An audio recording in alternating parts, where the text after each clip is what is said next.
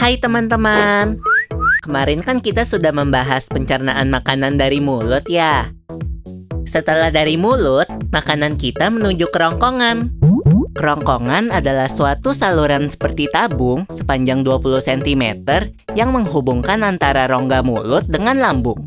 Di dalam kerongkongan terjadi gerakan peristaltik, yaitu gerakan meremas-remas yang dilakukan oleh dinding kerongkongan untuk membuat makanan terdorong masuk ke dalam lambung. Berarti tujuan selanjutnya ke lambung ya, Pipo? Betul, Bol.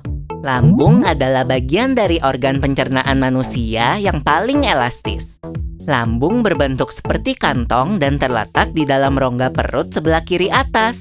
Di dalam lambung, makanan mengalami pencernaan secara mekanis dan kimiawi. Pencernaan mekanis dilakukan oleh dinding atau otot lambung yang meremas dan mengaduk makanan. Pencernaan kimiawi dilakukan oleh getah lambung yang dihasilkan oleh kelenjar getah lambung.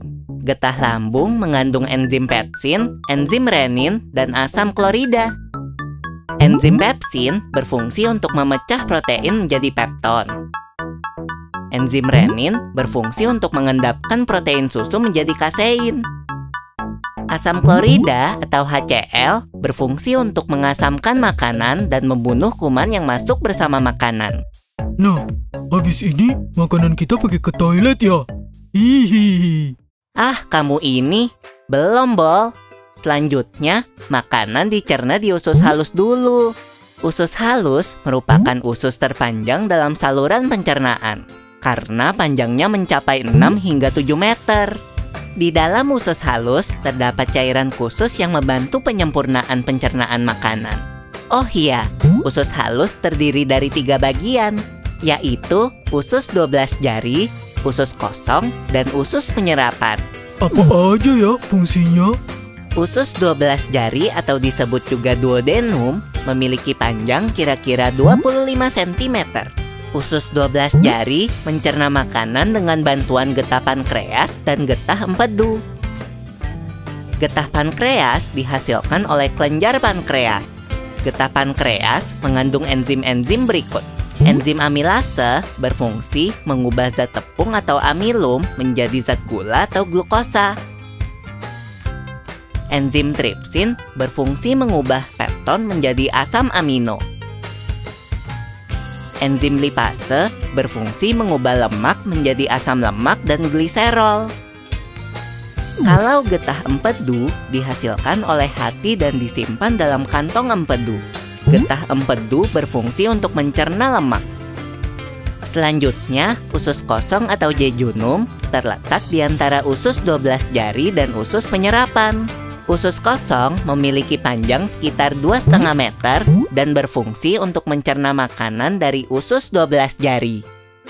Terakhir adalah usus penyerapan yang merupakan tempat penyerapan sari-sari makanan. Di seluruh permukaan dindingnya terdapat ujung-ujung pembuluh darah yang menyerap sari-sari makanan. Kemudian, sari makanan diedarkan melalui aliran darah ke seluruh bagian tubuh. Jadi makanan yang kita makan kembali lagi ke dalam tubuh kita ya? Iya, Bol. Habis itu, sisa makanan yang dicerna masih berlanjut ke usus besar. Nah, usus besar berfungsi menyerap cairan, vitamin, dan mineral dari sisa-sisa makanan yang telah diserap oleh usus halus. Pada usus besar, terdapat bakteri yang berguna untuk tubuh bernama E. coli yang berfungsi untuk membantu proses pembusukan sisa makanan. Proses pembusukan sisa makanan akan menghasilkan kotoran atau feses yang kemudian dikeluarkan melalui anus. Oh gitu. Nah, gimana dengan mulus? Itu disebabkan oleh apa ya, Pipo? Organ terakhir yang bernama rektum adalah ujung muara dari usus besar yang berfungsi sebagai tempat penyimpanan feses sementara. Ketika rektum terisi penuh dengan feses, maka saraf akan mengirimkan respon kotak yang menimbulkan rasa ingin buang air besar. Anus adalah lubang di bagian bawah pantat yang berfungsi sebagai tempat keluarnya feses dari tubuh.